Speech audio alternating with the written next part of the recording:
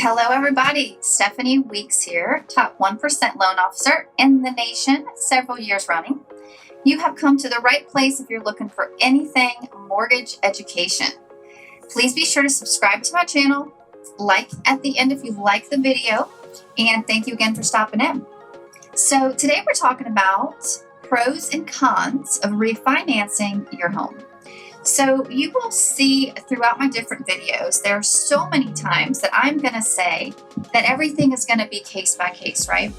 There is not a blanket statement of this is always a positive and this is always a negative about home refinancing. So let's take some examples.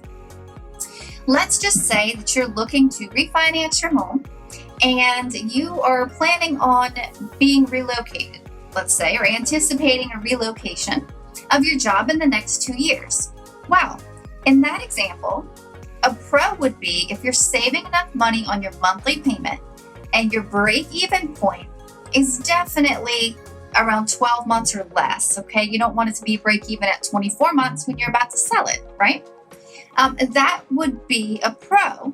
Saving money, saving interest, having a quick break-even. That would be a pro of refinancing your home even though you're going to move out in 2 years, okay? Here is another example, and I actually had someone with this yesterday. I had a client, and he's been in his home for 10 years. He has accelerated his monthly payments by paying several hundred extra every single month, and he owed around $170,000 on his home. His current interest rate is only 4.25%, which is still not a bad rate.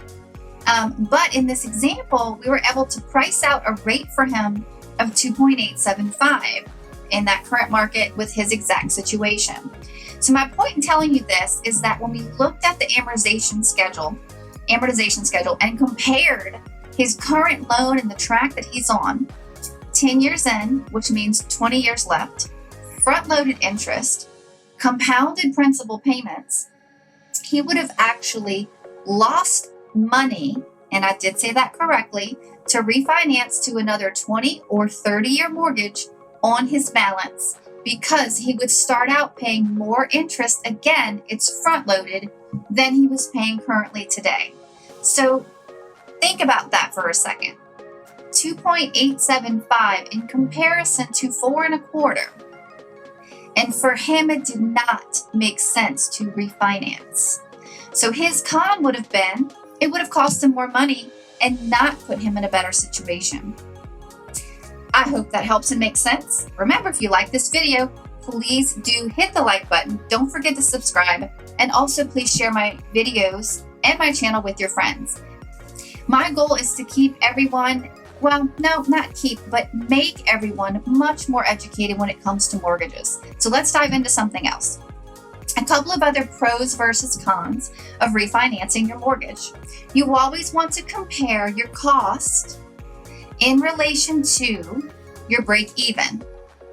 Then you need to figure out, or have your loan officer figure out, and you talk with them about how long you're going to live in the home, how long you're going to keep the property, how long you've paid into the current loan, right?